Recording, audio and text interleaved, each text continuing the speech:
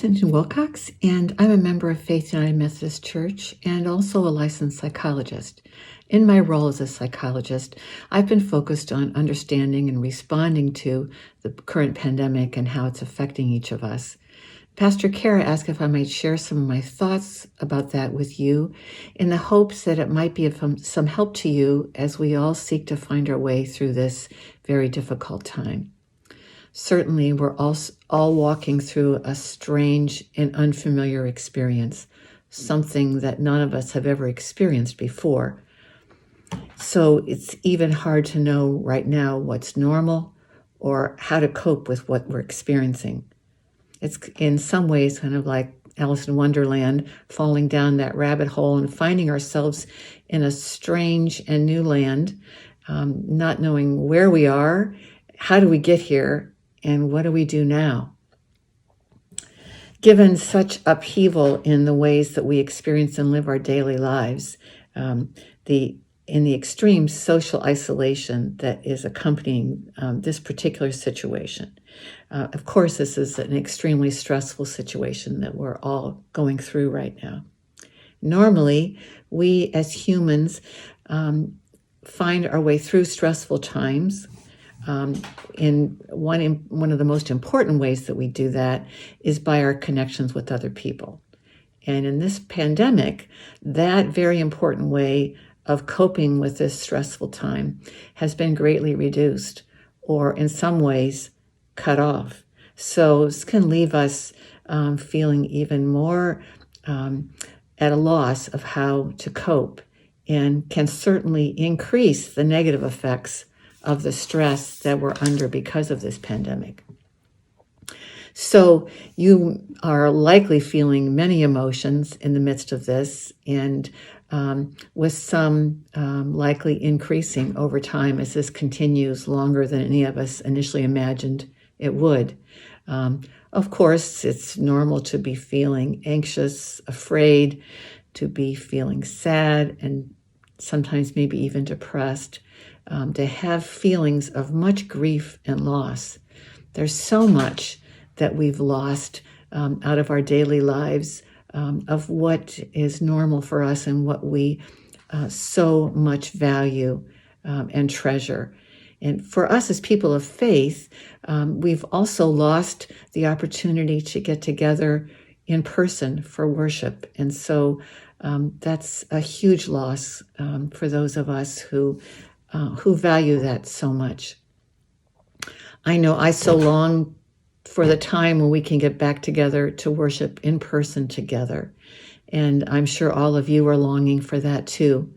And whenever we do, I know that there will be significant changes in how we worship in order for us to do that in a way that's safe for ourselves and for each other. So there will be many changes, and we will likely have a wide range of emotional reactions to that when we do gather again for worship, from experiencing the joy and excitement of being able to be in person, to see each other's faces again, to worship together, physically together, to feeling much sadness and grief that though we're together, we're not worshiping in all the same ways that we did before, that we can't touch each other or hug each other, those things we long to be able to do again. Those things will be absent for some time to come. And so we will undoubtedly have a whole range and mixture of emotional reactions when we do gather again. There are also many other ways in which we're being affected right now. Of course, if we're living together with our family unit, we are spending more time with those family members than we normally would, and likely depending on them for more so than we would normally, because we don't have a connection with others so much that we may have depended on before. So there's more stress on those family relationships now in the midst of this in many ways. So it's certainly normal and likely that any of the normal tensions that we experience between family members will be magnified during this time. We may be feeling less patient with one another, more irritable with each other at the same time that we want to draw comfort and sustenance from those relationships. And if we are someone who's living alone, then there's the weight of that aloneness that grows with time passing, the weight of missing the presence of having another person to be with. So that carries its own set of consequences. There are also more physical manifestations of the emotional stress and distress that we're experiencing. Due to the ongoing high level of stress, it's understandable and normal to be feeling more tired.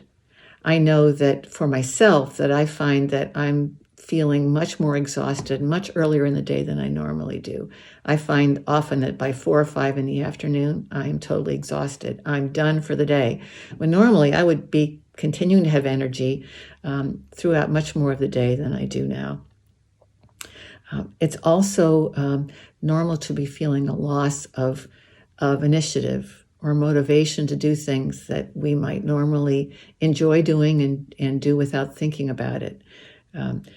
I know that I find that I'm feeling a loss of energy and motivation and kind of the oomph to get up and do things that I see are there for me to do, that I need to get done.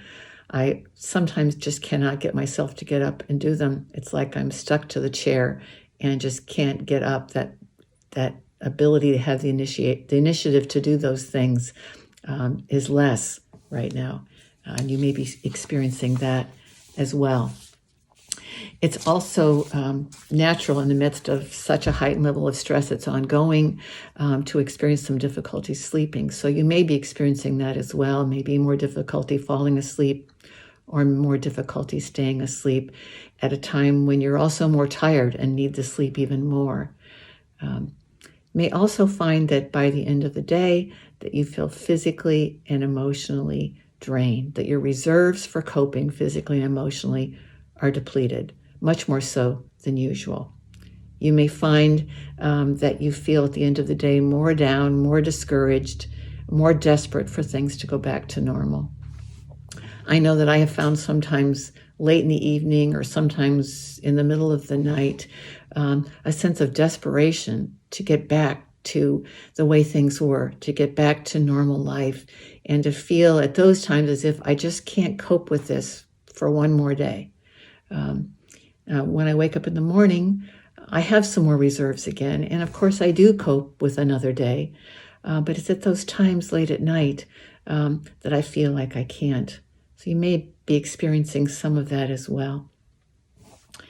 These are all normal reactions to the stress that we're all going through right now, that's ongoing. Often our response to feeling depleted, as we probably are right now quite often, our response to that is to push ourselves to keep going. After all, our culture does teach us that our value is connected to how much we do, to how much we accomplish. What do we most often announce to others with pride? I got X done. You fill in the blank. I got the shed cleaned out. I got that closet cleaned out. I finished this task or that other task. It sure feels good to get that done. We are less likely, probably, to announce to others that I sat quietly and rested. At least if we do, we may feel like we need to apologize for that, or we may call it a guilty pleasure. Our society doesn't value that as much as it does work and getting things accomplished. Kara reminded us in her sermon this week that God calls us to Sabbath, to rest. In the creation story, God rested. That God's response to our worry, that our value is connected to how much we do. That God's response to us is that God calls us beloved. That we don't have to do anything to earn God's love. That God just loves us because God created us and gives us divine worth. That God wants to care for us, to fill us, to restore us, to give us all good things. God promises, I love you and I will provide for you. You are precious to me. So how can we allow God to care for us, to provide for us in the midst of this pandemic? For one thing, when we feel weary, we need to stop and rest. We need to rest more, not less right now. We need to acknowledge our grief and our fears, and to embrace all of our emotions that we're experiencing at this time, not just the ones that we label positive. And we need to allow God and others to comfort and care for us. What enables you to feel comforted and cared for and filled by God? Consider those things. We need to reach out to others to talk about our grief and our fears, to acknowledge our own needs, and to allow others to care for us, to acknowledge our needs for connection, for comfort and care. And we may often more easily reach out to others in an attempt to care for them. And that's a good thing, but we also need to allow others to care for us and to acknowledge that need. We need to reassure ourselves and each other that all our emotions are valid and worthy of attention and care, and we need to attend to that. We need to remember that God has cared for us in the past, and God will continue to seek us out to care for us now. So I encourage you to rest when you feel weary, to acknowledge the whole breadth of your feelings and needs, to express your grief as well as your hopes and joys, to connect with others in whatever way possible, and to receive care from others as much as you give it to others, and to be open to receiving care and comfort and restoration from God, who calls each one of us beloved.